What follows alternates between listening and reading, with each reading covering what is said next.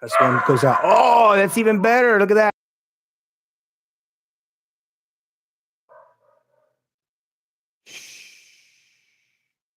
Oh, you be quiet. Be quiet. Be quiet.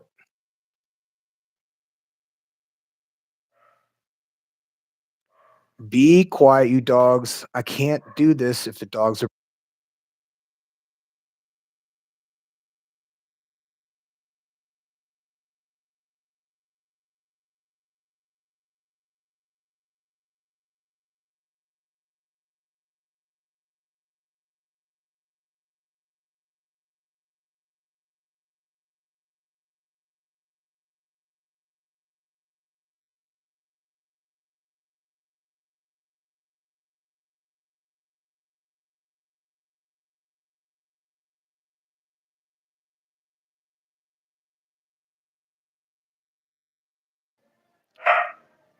You guys hear that?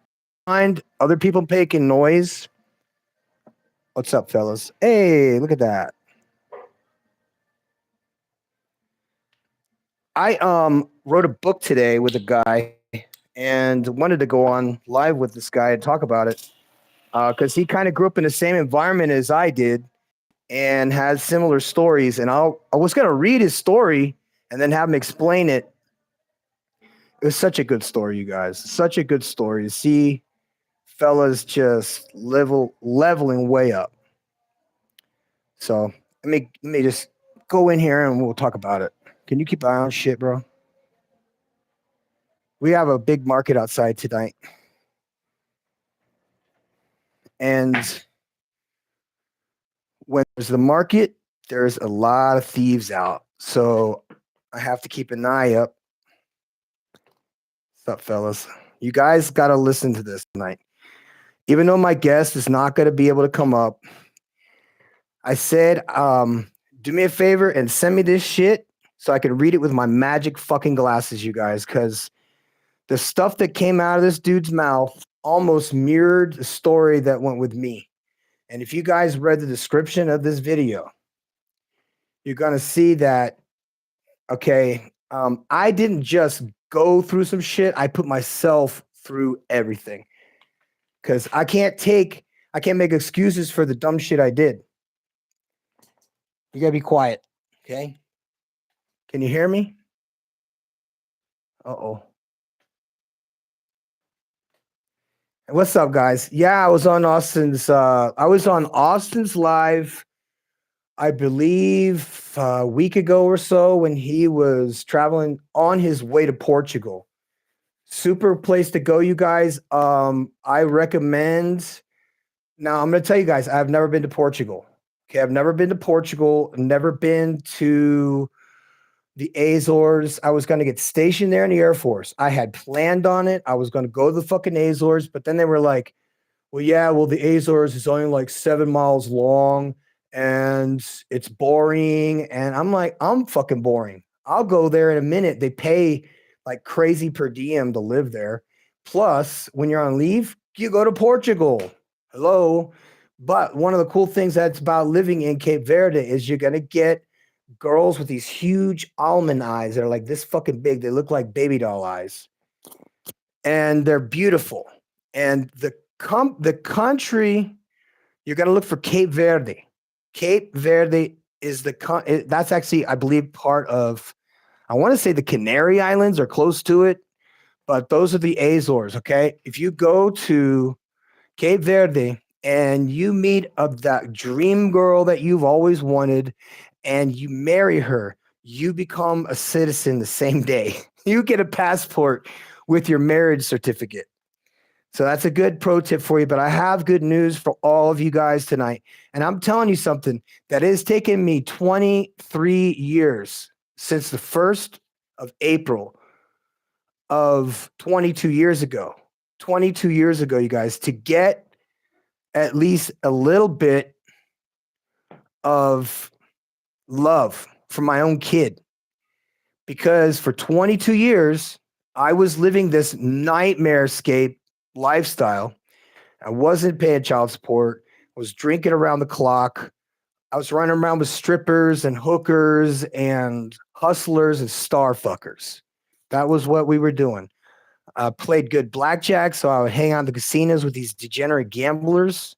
And let me tell you something, when you hang out with people that are really, really, really bad, you can become very fucking bad too very quick. Now, like I said, I was only here on leave for a little bit. And I went out with these people that were like real deal, like hillbillies. Went to the casino in Fort Lauderdale, and we went to some like country place that was doing country stuff. And I saw, you know, girls in tight jeans and fucking cowboy hats. And I'm like, hey, I'll go for it. I'm fucking only here for like a minute. So what could happen? What could possibly happen? And the dudes that I was with got violently drunk. And I say, I know what I was like as an alcoholic, a fucking raging alcoholic.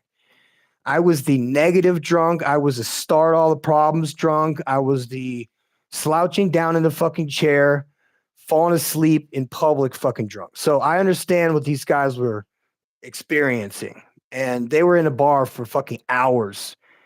And so, you know, I mean, these are just young Florida. I want to say kind of want to be rednecks. They might really be rednecks. I don't know. But they really wanted to get into fucking fights. They wanted to see. I was only sober one. And they wanted to go out and get fucking. I'm keeping an eye on them, thinking I'm doing them a favor. Brother, they were in their environment all the way. And this is where I believe that the world has turned evil. Because if you live in an environment that you're so used to shit going down, you need to get the fuck out of that environment. That ain't good, because you are the sum total of the 5 people that you hang around the most. So let me tell you about the people I used to hang around with.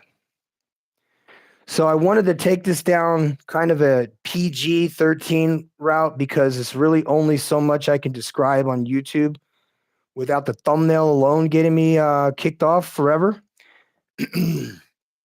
But I had experienced a love of a lifetime with a girl, and I had a broken heart, and she died. And so I went on this like spiraling downward into death. At death's door, they say that I got to AA the day before I died.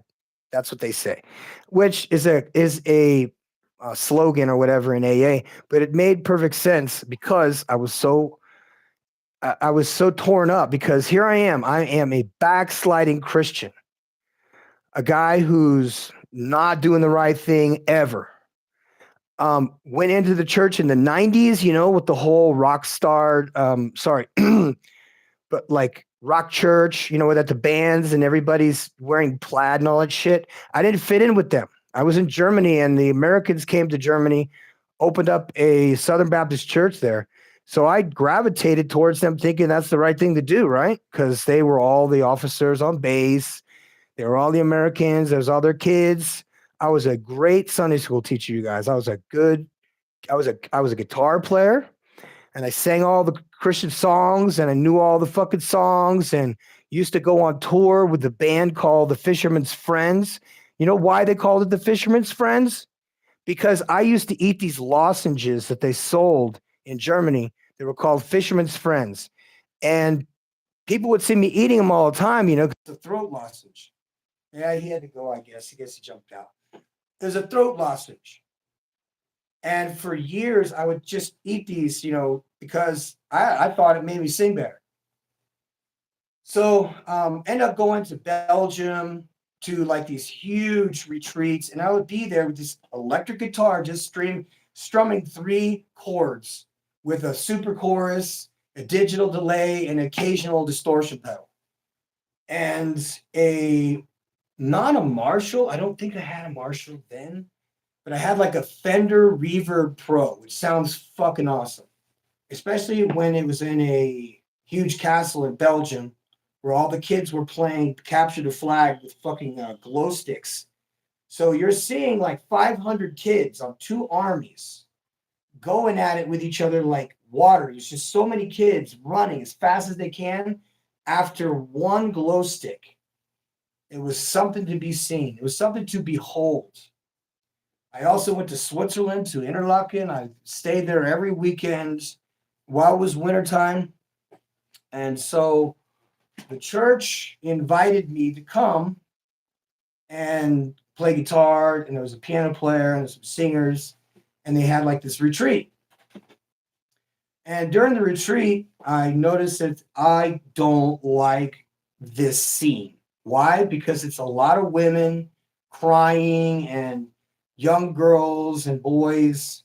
And it seems like an emotional type of like service. So I'm not taking it very seriously. So me and my boys that are on testosterone and are fucking jacked in the military, we're like, fuck this. We're going to go exploring. And there was a cave there, an ice cave that went up into the glacier where the big 400-foot waterfalls are in Interlaken. And we went in there at night. So there's no fucking lights. It's touristy. You know what I'm saying? It has like cement, like big, huge stairs going up into the glacier, but they're all frozen over. The fucking water comes down in through the middle of the stairwell. So the whole place is wet. It's nighttime. It's 20 below zero. I'm making that up. I have no idea what. But I wanted to go do something else because the music was over. I wasn't there for the retreat. I was there for the hot chocolate and maybe the chicks. And there was the restaurant up on the mountain that had the 360 thing that turned around. It was also in that movie, the James Bond movie. So they actually sold the fucking guys. This is how long ago this was that I was there.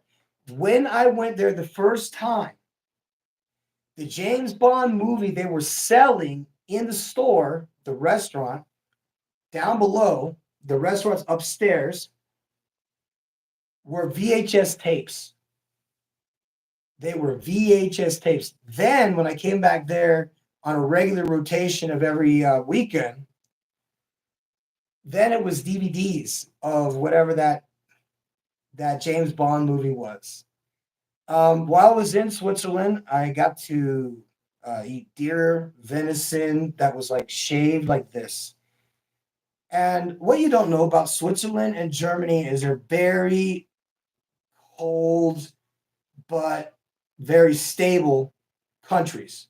The Swiss would probably win any war, period. If there was any war whatsoever, if it was just weapons, the Swiss would beat any country in the fucking world.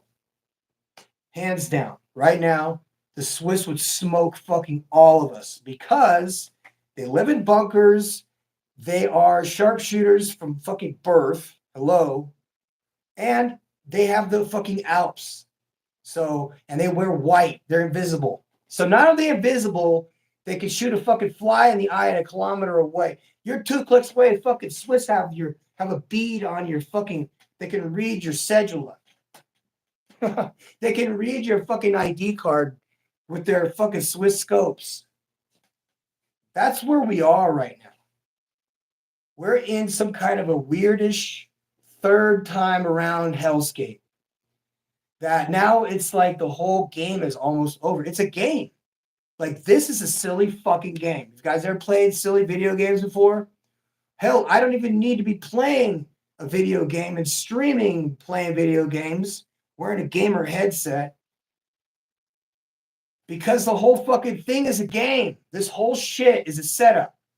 I'm now looking back on my life and I'm like, I find my life to be strangely like fucking a Netflix fucking special that has several chapters to it. And it seems that this one seemed pretty good. And then this one seemed pretty good. And then this one seemed pretty good. And then this one seemed fucking great. And I met these people on the way. And I got to do these things. And it's made me a little bit better. Right? That was the whole idea of fucking moving overseas. So I don't go crazy in the United States and, you know what I mean? Start being a whatever supporter and being a lunatic about that.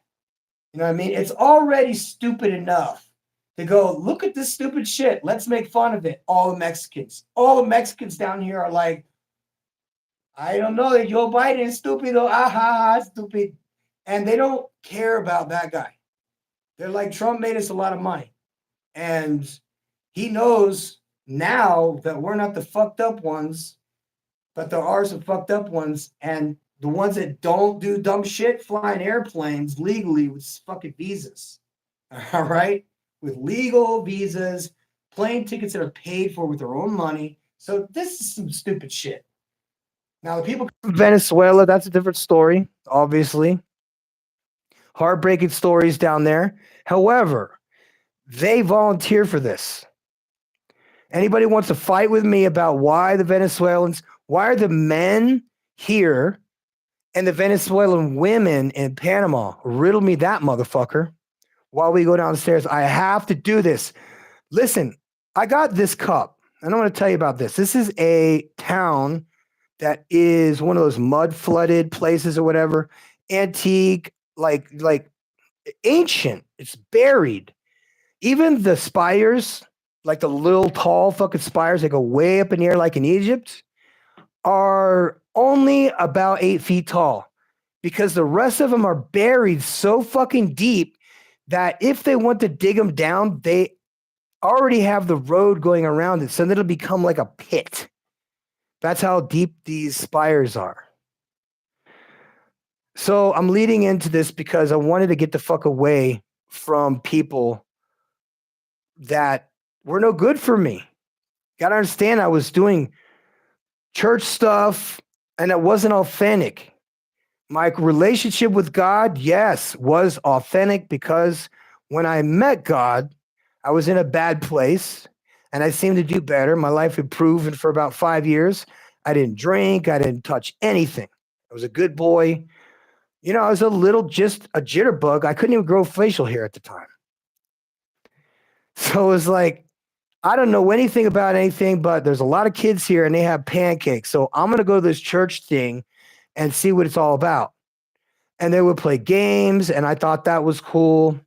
And they would read the Bible, and I thought that was cool because it seemed to me like the pastor, which his name was Jimmy, by the way, Jimmy had the ability to speak in parables, like not parables, but like he was such a good speaker. Like I'm going from the extreme of seeing like innocent young high school kids, and I'm the only one in the whole group of high school kids that's stolen a car, driven drunk, gotten in fights, got a girl pregnant. I mean, everything about the C and D student that they trained me up to be came forth. And as I got older and more deviant, I think what happened is that women liked the appeal of a bad boy that I was. They liked that idea that I didn't give a shit, that I got away with stuff. I always got in trouble. I didn't worry about getting in fights. Girls always felt safe with me because I was one of those scrappers that would push the envelope. If someone was going to try to come at me, then I was just going to approach them first. Because if they're going to start shit, and this is back in the day when people didn't carry guns around fucking everywhere, you retards that can't fight and shoot. You can't shoot or fight. None of you motherfuckers can shoot or fight. Let me put it to you like that. None of you. The only people that I know that know how to shoot and know how to fight are fucking people that are veterans, people in jiu-jitsu, and 50-year-old guys. It's fucking facts. And why 50-year-old guys? Because the motherfuckers got money now. They're getting their passport. They're getting the fuck out of the States. They don't even give a shit. The kids don't like him anymore. They got ex-wives they had to pay for fucking 20 years. They're like, I'm out. Why would I stick around here with this 40-year-old bag of shit when I could go see my 28-year-old girlfriend down there that has hair down to her fucking butt, boobs like this, is genuinely nice to me and knows how to cook? So these are the extremes. See, I was in the environment in the States, and it might have not been that long, but it was enough for me to see an aspect of degeneracy that had already surpassed where we are today. It was like deep degeneracy like we would have in Germany with the fetish factory and the fetish parties at the White Rocks and stuff like that. And these were just like parties with people who knew each other. And the thing was, they all knew each other, right? So that means I had friends And I would say, dude, we should all go, man. We're gonna fucking know, you know what I mean? Nobody else. We're just gonna go watch these fucking weirdos. So I'm calling my buddy, and he's got me on speakerphone with his girlfriend close by. And mind you, he ends up going to the church too after this, because we had gotten to the point where everything had gotten so like out of control on every level. No one could maintain a job.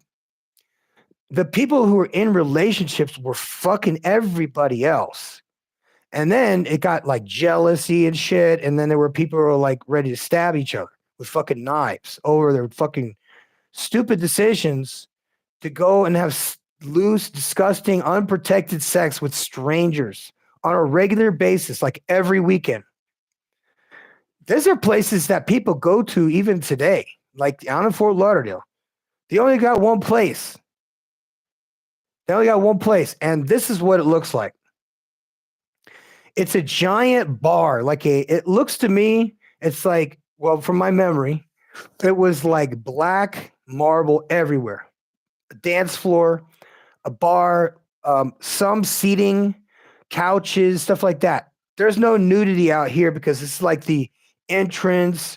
There's the bar. You can decide, do I pass this and the point of no return? Because once you pass into those back rooms, you don't have clothes anymore, which means you don't have cell phone anymore, which means you don't have money anymore. You are you by yourself, no pretending to be you, and you have the option of wearing masks. So, when you go with a dominatrix who's 4'11" and has braids down to her butt, blonde braids, mind you, and she had these eyes that were like green, emerald green. And I had met her at a strip club, and she was coming out of somewhere. She was stripping at a place called Rachel's, or I don't remember. It was like the old day. It was like the old strip clubs from Florida, and they were all like thinly veiled fucking whorehouses. This girl worked at the strip club at night. Then in the daytime, there were these massage parlors where they jerk guys off for money, and she worked there. Then she had like a back page thing for dominatrix services. And she's showing these things to me, because that's the lifestyle and that's the mentality and the conditioning that the devil will take us all down to. Because that's what this is, just demonic fucking possession of people. All these people that are all fucked up, all of them are demonic possessed. All of them. There are real evil people out here in this world. I've been known to be evil as shit to people who do bad things to other people. So now I'm here. I'm gonna fuck with nobody at all, because you cannot pull fucking funny shit here. You fuck around in Mexico, you find the fuck out. And I ain't about to get fucking, you know what I mean? I'm going to a place that's dangerous. I'm going to a place that's fucking dangerous, you guys, for the fourth fucking time. I'm now living in a place that's fucking known for cartel activity.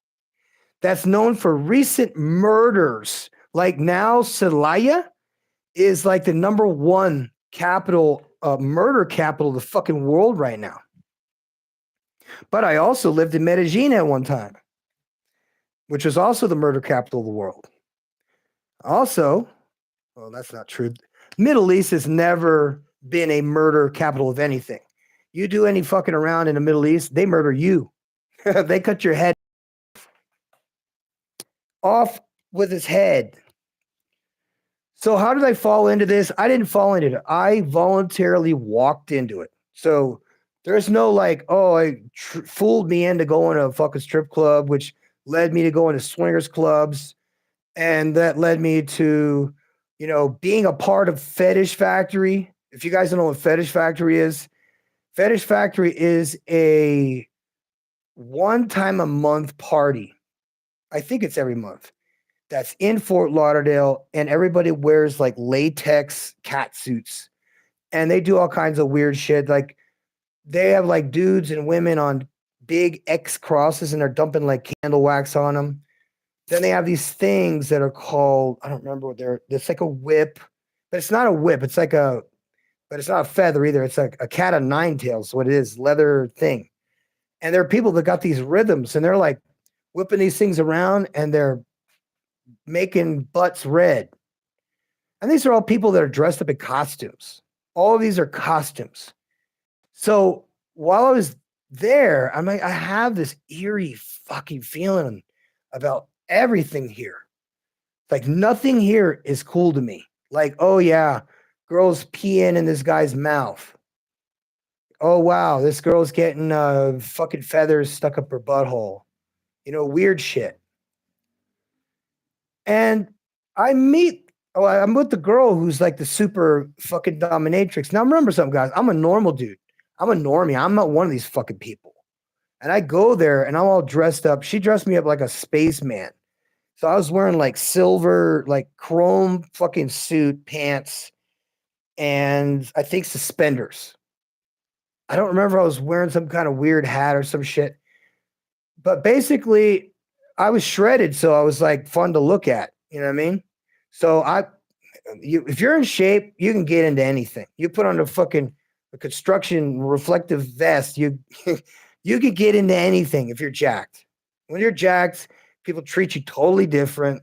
They're nicer to you. There are people who are nicer to me now, like right now, because they see that I'm going to the gym every single day. They see me walking down the street. They see me going to Muay Thai class. They see me going to jiu-jitsu class. Then they see me teaching the class for the kids in the afternoon.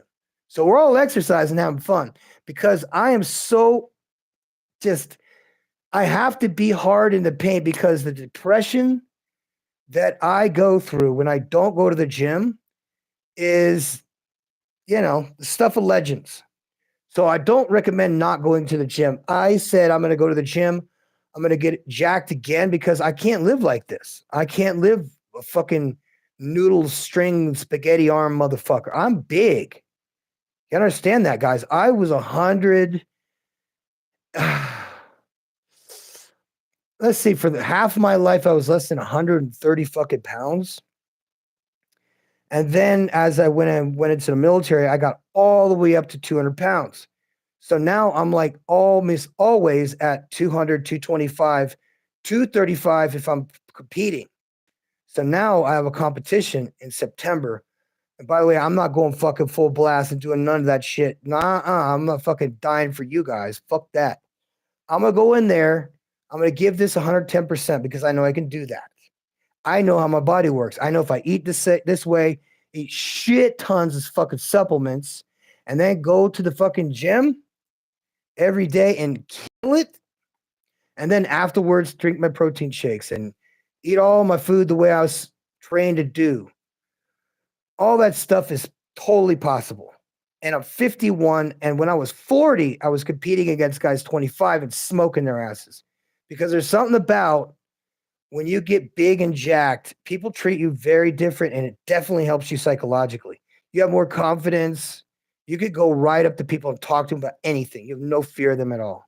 That's the fun part. It's like I see shady people here, and shady people always have the same response from people that are not shady, like bums, alcoholics, and drug addicts. Obviously, I know all about those people, so I can relate to them. So I don't need to fucking scare them or make them feel like I'm better than them because I've been sober for 22 fucking years. Instead, I'll just reach down to them and I'll tell them, I'll tell them, I will pray for them immediately. I'll go downstairs and lay hands on them. Okay, in the street at 3:00 in the fucking morning. I'm not afraid of them. They're afraid of me. But anything could happen, so I'm not stupid, right? Obviously. But this works. And that goes from being the extreme to a fucking piece of shit to middle of the road, not sure what. Because I'm not going back to church. I'm going to tell you that right now. The church that we have now is corrupt. It's full of women. It's full of womanizing people that don't read the Bible and don't talk about sin. And I'm like, well, I guess you guys are all going to hell then, and I'm not gonna feed into your delusion. So I'll go to a gospel church. I'll go to Church of God in Christ. I'm Serbian Orthodox, guys. So anything above and beyond Serbian Orthodox is a bonus. Because if you want to come to my church, there is no music. There's only singing. We sing like this and we chant and we do these things because we're reading out of the book of Psalms. Beautiful music, by the way. But jumping back to the past, this girl that was 4'11", she had 2 autistic sons. So not only was she all these things, but she was also a single mom. And she became a single mom by a guy that she met along the way who just happened to be an American Indian. Now, this girl was smart. She knew that she couldn't support herself at all, period. She had no skills. She's covered in tattoos. She had a sugar daddy that had got her some big fake tits, bought her all this David Yurman fucking 22 karat gold. I was just a brokey that was fucking a fucking fine ass bitch. And she was taking me to all these fetish parties, and I was seeing the dark side of when people go completely over the edge. They have no compass any longer. And nowadays, we're actually, I don't know about anybody else, but me personally, I'm going as conservative as I am. And you could do that if you wish. That's a boring life for some people, but it seems to work okay for me. Why? I'm not interested in fucking doing this dumb shit anymore. You know what I'm saying? I've been with 600, 700 women in my fucking life. And that could have been more. You know what I'm saying? Pro bodybuilders, I don't know how they deal with it. I was amateur bodybuilder, traveling from Latin American country to country to country to country to country to country to win plastic $5 trophies. Okay? That's my excuse. The bodybuilding show wasn't my reason. That was my excuse. My reason was the boutique hotels that had really nice, inside swimming pools and hot tubs and stuff, steam rooms and saunas and nice gyms and like all the fancy shit you guys got in the States. And then I'd go to Ecuador and I'd stay in another place like that. And I would go and win Mr. fucking Ecuador, smoke everybody in the whole place. And then at the last minute, they would bring their local guy in and he would take the overall because that's how they do things. So you guys know there's 2 competitions in the competition. If you win your category, at the very end, they have the overall. If you make the call outs, what's that mean? That means that you're good enough to compete with the last 3 to 5 or 10 people. So they do the call outs, they eliminate everybody, and then it's just me and this guy. And this guy's good. This guy was great. He was a young dude. I'm probably double his age, but he was dry as a bone, had huge delts. I think he might have had like abdominal like implants because his stomach muscles were fucking weird looking. He looked like he had like those soaps that they have in the fucking hotels, the little white soaps. He looked like someone had implanted white soaps into his rib cage. And so I'm standing up there and I'm looking. I'm like, dude, this guy's got implants. Probably had lipo too. That's the thing is that when you get your abs done, they can give you a laser thing now. You don't even have to work hard on your diet or anything or even work out. You can just go get laser shit done now. Not me. I got 6-pack. I'm 50. All right. I got no excuses. I'm going to spend the rest of my life. I spent time with my son on the phone today. Do you know what a miracle that is? For 22 years, I was alienated from this kid. And I was terrified that he was dead because his mom was, you know what I mean? And that was and he said he saw me on Facebook when I was in Colombia, but he didn't reach out to me. He was too scared. So now, and I'm like, you keep coming at me, bro, because he's real defensive. He's like, you were living like the debauchery life. And I was like, yeah, I was. But you know what? People grow up. And I just stopped right there. And it was true. I started to think about it. It's like, you know what? He's talking about my 20-something-year-old self that hauled ass from his mama when she was pregnant. She was fucking crazy and she was going to kill me. So that's the only kind of girls I'll go out with is crazy girls, psychopaths, hookers, hustlers, star fuckers, strippers, you name it. But I went out with fetish chicks that wore like rubber fucking suits, same material that a rubber is, latex, except we would go fucking head to fucking toe with these cat suits that were very expensive. By the way, she had her own line of fucking clothing. So I didn't have to worry about money. That chick made like $250,000 a year in just selling rubber fucking fetish clothes. I mean, she had like, I cannot even believe how many weirdos there are that want this shit. That want like, dude, she had like these suits and she would put them on for me because I would take pictures of her and we would put all this shit on eBay. So she'd have like these masks and it would have like little peepholes for eyes and they would have these giant fucking doll eyes and these huge like pigtails, kind of like those goth chick pigtails are like purple and pink and all that shit. And she would sell the fuck out of that stuff on Amazon, on eBay, and all this stuff. And she was making bank, but she was also stripping.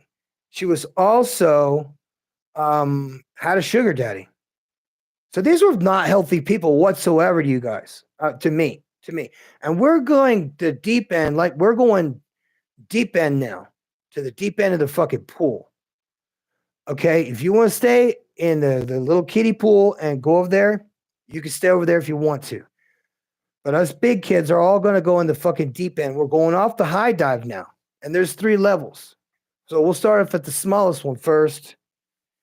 Because that's why... well, the brain damage happened long before. So there's been... my doctor said I had something like over 1,000 concussions. So if I have over 1,000 concussions and I have nerve damage, so I almost have like Parkinson's, like jerking moves. And so if this is like back in the old days, if I drank, these sensations would go away. The problem is I don't metabolize alcohol, so it makes you an alcoholic. Yeah, I've been to Spain. Okay, Ozzy wants to know if I've been to Spain. Yes. I was on my way to... I want to say Philadelphia for some reason. No. Flying to Philadelphia from Spain. Damn it, I want to say... where the fuck was I flying from? Saudi? I went to Spain for 1 day. And I just got... no, this is so fucked up. My passport got stolen in Germany. Right as I'm leaving. She stole it. She didn't want me to leave the country because she wanted to kill me. So I went to the embassy and got another passport. People were so nice there, man. The fucking embassy in Germany, they are so nice. They were so professional and so nice. Very, very old school. They're like, okay, go over there and get a picture. You just push that button and take a picture. It'll print. And then you go over there and put all your information and it print and then bring it over here to the window and pay us and you're on your way. I'm like, really? Yeah. So anyway, all you guys that are waiting on your passport, that shit sucks. Sorry to hear about that. Anyway, so when I started to change, like what I started seeing is like, this is all about money. All this fetish stuff. This isn't about people who feel sexy tying each other up and stuff. It's about people with mental problems. It's about people with no moral compass. And I think it's creative because I'm a creative. I love this shit. I love like seeing people wear costumes. I design uniforms and I design trucks and stuff for the fire departments. So people are like, hey, I want to do this. I have an idea. I will just take a sketch and put it on a napkin. That's how easy it is. And you'd be surprised that now with AI and stuff, you could do a lot of stuff. In fact, the guy that was going to tell me the first portion of his book, the first portion of his book was where his girlfriend was basically like a real legit like dominatrix that like bullied him and shit, made him feel like he was a weak motherfucker for something, or he was not good. He was not good at all. And being around him, man, I mean, breaks your heart to see people like fizzling the fuck out. They lose that stuff about them that makes them them. Like when they meet girls, they stop going to the gym, or they stop doing their hobbies. They stop spending time with their friends. Did you know that there is a psychological truth to having male friends and not hanging out with male friends that have their girlfriends nearby? Because of our competitive nature, there's this boosts testosterone. So we could be all at the gym together. We could all be like competing on who could bench the most. But that could be one thing, because it's not a social sport. We're out walking around with our shirts off and shit. That's dumb. But I'm referring to like social credit.